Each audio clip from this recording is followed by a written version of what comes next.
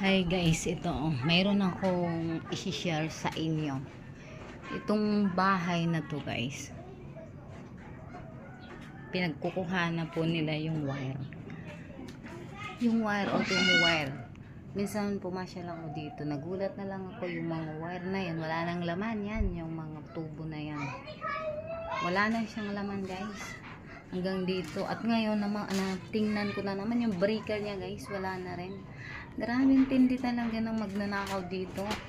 Ewan ko kung gabi to tinitira. Madilim naman kasi. Baka ang duda ng mga kapitbahay namin araw pag wala ako sa bahay. Doon nila to tinitira yung bahay na to. May daanan po kasi dito sa likod. May space sa likod, makaasya yung tao. Diyan, yung hinaharangan ko ng kabinet na yan. Kasi yung kahit yung damit ng bata, yung mga lalagyan ng damit ng bata, kinuha, yung butas na yan dyan, yan. Talagang inaano lang nila yan, magaling sila.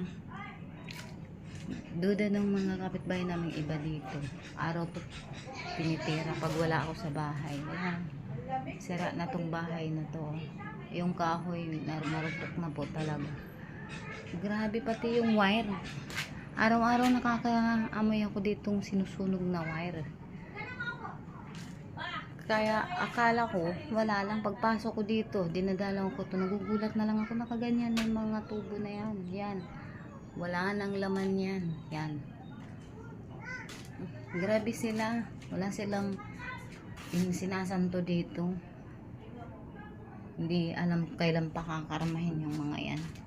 So mapagsamantala, pag yung bahay mo dito maiwanan talaga guys, gagawa sila ng paraan kung paano nila pasukin yung mga ano. Hindi ko alam kung ano pang nawala dito sa bahay na to. Siyempre hindi ko naman lahat memorize yung mga gamit nila. Hindi ko alam kung anong mga gamit na ano. Ito yung mga damit nila, yan na nga lang yung damit nila eh. Yan o. Di ko nga, yan ang nakuha ko dyan sa cabinet. Grabing kalukuhan dito sa lugar na to. Sa mga tao dito, mga malilikot ang kamay, Diyos ko. Hindi mahuli-huli mga yan. Pag nahuhuli naman sila, nakukulong, bumabalik lang din. Kakainis yan. Yan lang guys eh.